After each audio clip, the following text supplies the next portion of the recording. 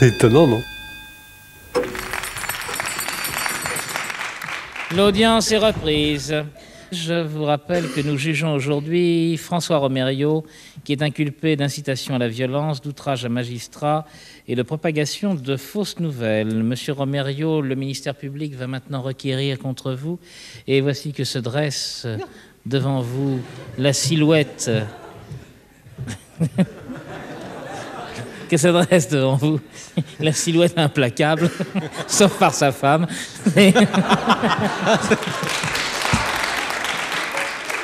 Du procureur général de la République des Proches françaises.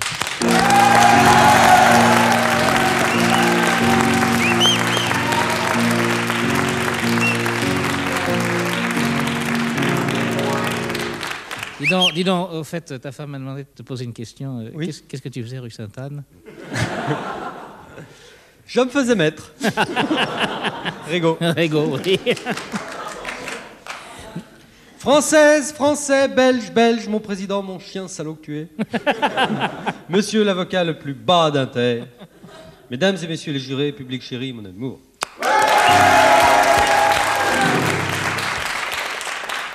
Bonjour mon auto, salut ma défense et mon courroux. Aujourd'hui, mesdames et messieurs les jurés, en hommage à Sainte Thérèse du Piège-à-Con, sainte patronne de l'autodéfense, dont nous fêtons aujourd'hui le tricentenaire de la béatification, je ne parlerai pas de cul.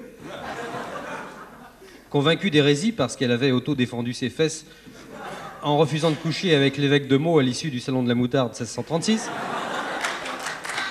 Sainte Thérèse, je le rappelle à l'intention des athées bornés et autres portugais transincultures qui pourraient éventuellement stagner dans ce prétoire, Sainte Thérèse mourut brûlée vive en hurlant de rire. D'où l'expression « c'est Sainte Thérèse qui rit quand on la braise », bien sûr.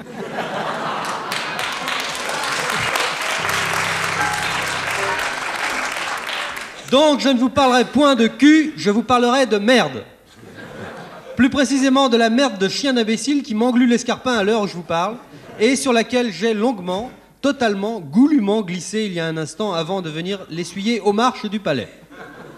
Mesdames et messieurs les jurés, vous avez devant vous un homme calme et pondéré, élevé dans la religion chrétienne, dans l'amour des pauvres et le respect des imbéciles, un partisan farouche de la non-violence, un adversaire résolu de l'autodéfense, aussi bien de l'autodéfense organisée groupusculaire, comme celle que prône l'accusé d'aujourd'hui, que de l'autodéfense organisée officielle de l'État, bien connue sous le nom de police vos papiers, Altela, Pampan la matraque.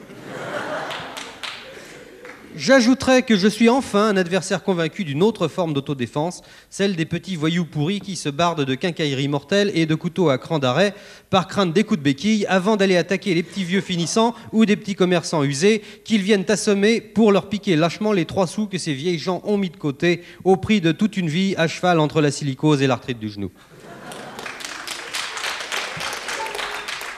Ainsi donc, je suis un non-violent, mesdames et messieurs. Pourtant, il est une race de salopards pour lesquels je suis prêt à prendre les armes.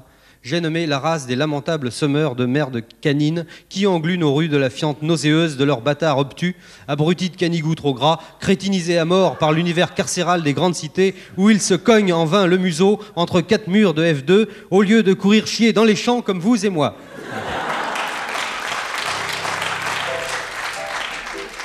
A-t-on jamais vu stupidité plus totalement consternante que celle qui brouille le regard de lavabo du gros mou de petit bourgeois bouffi d'inexpugnable sottise qui contemple avec une expression de vache heureuse son cabot transi occupé à déposer ses immondices en plein milieu du trottoir, les pattes écartées grotesques, la queue pathétique et frémissante et l'œil humide de cette inconsolable tristesse qui semble vous dire « Excuse-moi, passant, dit le chien, je fais où cet imbécile me dit de faire. »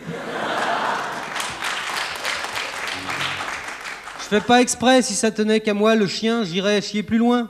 Mais lui, cet homo sapiens que tu vois là, avec ses charentaises, sa tronche obtuse et cette putain de laisse qui assoit sa domination sur l'esclave qu'il a voulu que je sois, ce con s'en fout que tu glisses sur mes étrons. S'il m'a pris, moi, le chien, c'est pas parce qu'il aime les bêtes, c'est pour son petit plaisir à lui. Il était ému par la grosse bouboule de poils dans la vitrine. Mais ça l'empêche pas maintenant de penser déjà à m'abandonner dès le mois d'août. Mais il faut le comprendre, sa femme l'emmerde, son chef de bureau l'humilie. Il est minable, alors moi, le chien, je suis le défouloir de son adrénaline, le contrepoids de sa médiocrité et sa force de dissuasion anti-loupard. Pour le reste, il me brime, mais je lui tiens chaud aux pieds. Il me méprise comme il te méprise, toi le passant. Pardon, passant, dit encore le chien.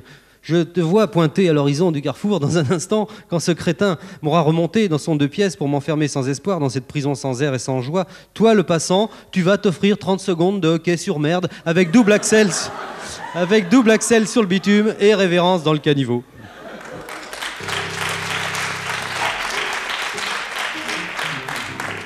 Pour avoir eu des chiens, mesdames et messieurs, je puis témoigner des milliers d'autres citadins aussi, dont le président Villers, qu'il faut moins d'une semaine pour convaincre le chien le plus borné, même un chihuahua giscardien ou un cocker mitterrandiste, de faire ses besoins dans le caniveau et pas ailleurs.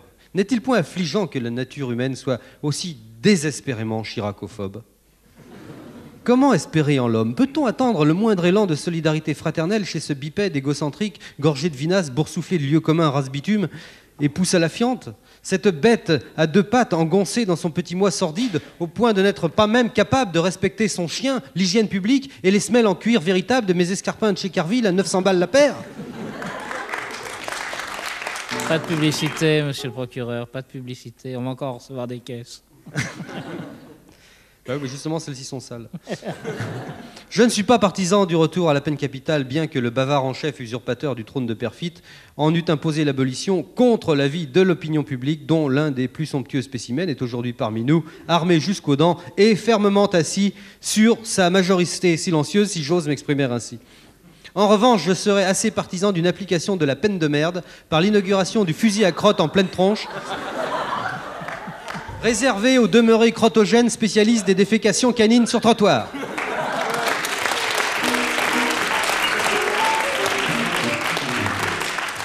Ah, je défaille de plaisir en imaginant le père Ducon ficelé au peloton d'exécution de ma légitime défense face à 6 de ses victimes aux pieds souillés, tous les 6 armés de 6 grosses pétoires gorgées de mer de grasse. Feu, plaf. Mon Dieu, quel bonheur. Ça, pépère, c'est de l'autodéfense. Aragon disait « Plus je connais les hommes, moins j'aime ma femme ».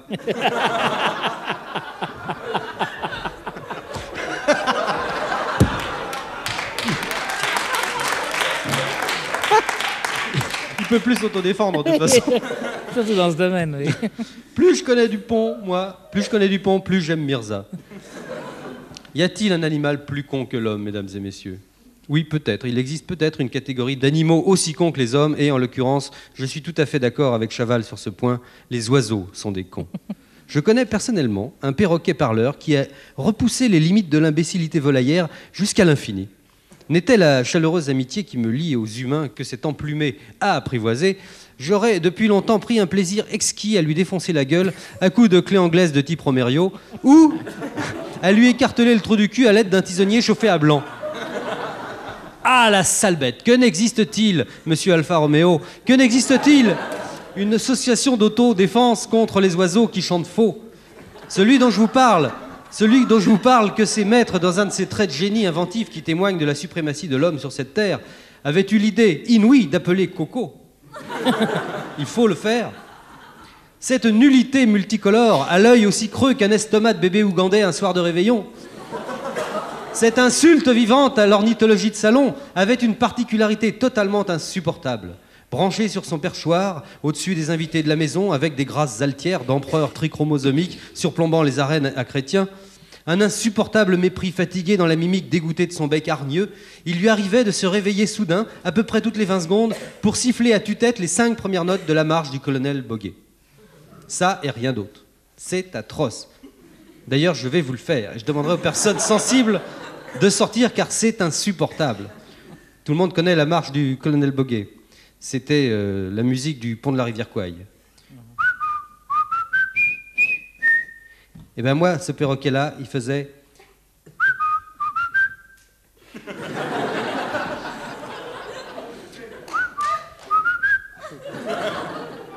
Il faisais ça 100 fois pendant le déjeuner, c'était horrible. Horrible. Comme disait Himmler, il vaut mieux entendre ça que d'être juif. Donc, monsieur Romerio est coupable, mais son avocat vous en convaincra mieux que moi.